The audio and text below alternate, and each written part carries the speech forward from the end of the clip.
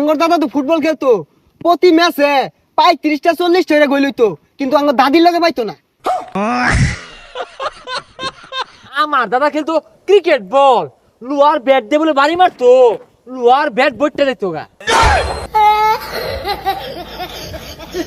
এ বন্ধু, বাংলাদেশ তো আজকাল ঠকছে, হারাম দাদার একটা ম্যাচ জিতা পাই না। ভাবদাসি এগুলার কান্দা রাহাম, 2 দিন পরে তো এগুলা গুহালে ভাত খাইবো। এই যে খামারটা দিতাছি না, ও একটা কামলা রাখ পাবি না। এটা তুই কি শুনাইলি রে?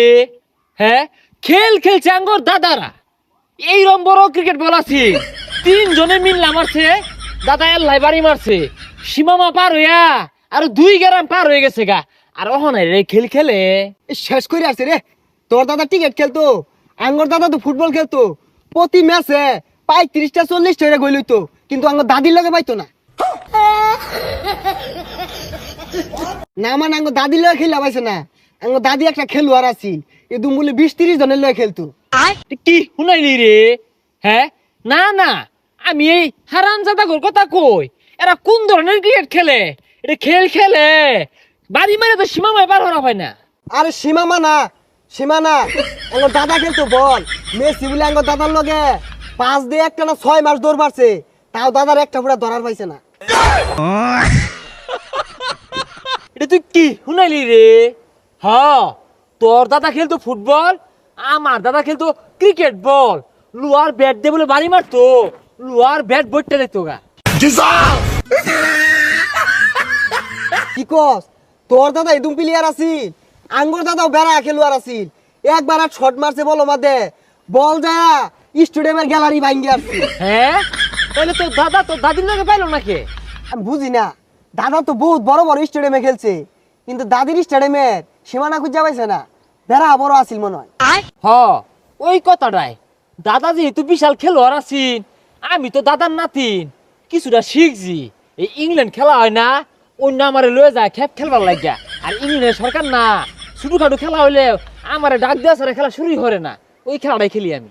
হ, আঙ্গর দাদাও আমার যাইতে সময় শিখাইতে হয়ে গেছে, কইলো নাতিন দেখ, আমি তো বেড়া খেলোয়াড় আছিলাম, তোর তো ওল লাগবো। পরে আমি মোটামুটি এখন বালাই খেলি, ওই যে এমবাপ্পির বদলে ওদিকে ফাইনাল খেলাটা আমার তুলবার চাইছিল। হ্যাঁ, আমারটাও না, ও বিরাট কোহলি আছে না, আর আপ পাকিস্তানের যে রাশেদ খান আছে, এরা বুদ্ধি পরামর্শ নেয়, আমি আবার শিখাই দিই কিভাবে মারলে বাউন্ডারি হইব, কিভাবে মারলে 6 ছক্কা হইব, ওগুলো পরামর্শ দিই। শেষ করে আছে রে। আর মনে করি যে এই সামনের মাসে বিসিবি আমারে ডাকছে, বুদ্ধি পরামর্শ চাইতাছে কি মিলে ক্রিকেট খেলাটা উন্নত করুন, যা ফুটবল খেলা পরামর্শ দিবার পাইম, অতটা দুর্বল না, এই খেলে পরামর্শ দিয়ার লাগা চিন্তা হচ্ছে সামনের মাসে যাইবাম। বেতন আবার কইছি যে কোটি টাকার নিচে হইতো না, কারণ আমার দাদা তো বিশাল খেলতো। কি রে, তুই জীবনে ব্যাটা তো নিছিলি, আর যে বড় বড় গপ পড়তাছস, মাথা তো নষ্ট হয়ে গেল। আরে আমি না, আঙ্গর দাদা বিশাল খেলতো না রে। আমি তো জানতাম তোর দাদা চেরাতে বসিতে মাছ মারতো। ও, তোর দাদা মাছ মারতো? আঙ্গর দাদা আছিল খেলোয়াড়, ইংল্যান্ডে কয়েকদিন বরাবরই খেলতো, লিগে ডাকতো ইংল্যান্ডের। এই তোর দাদা না বাড়ি বাড়ি ঘুরে ফিরার মধ্যে বয়া চুল কাটতো মাইসের, নাফিত না আছিল তোর দাদা? তোর দাদা খেলো আর কোন দিনের আছিল রে? ও, তোর দাদা চুলালাই খাইতো। তুই অত বেড়া আসাপসি মারলি, তোর দাদা বলে লুয়ার ব্যাট দিয়ে গেলতো, লুয়ার ব্যাট বলে ভাঙিয়ে গেত। তোর বংশের মধ্যে কেউ টিকাট বলা নিছে, আর বড় বড় গপ পড়ো।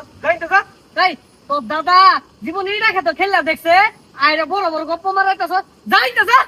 বন্ধু এগুলো বলতো না, আমরা যাই। না, এখন লাগে আঙ্গুর বন্ধু না। হ্যাঁ, আমরা যে খেল খেলছি আঙ্গুর দাদারাও খেলছে, আমরা না বাংলাদেশ ক্রিকেট খেলা ফুটবল খেলা পরিবর্তন ঘটাইবা। হ্যাঁ, আমার দাদা আছিল খেলোয়াড়।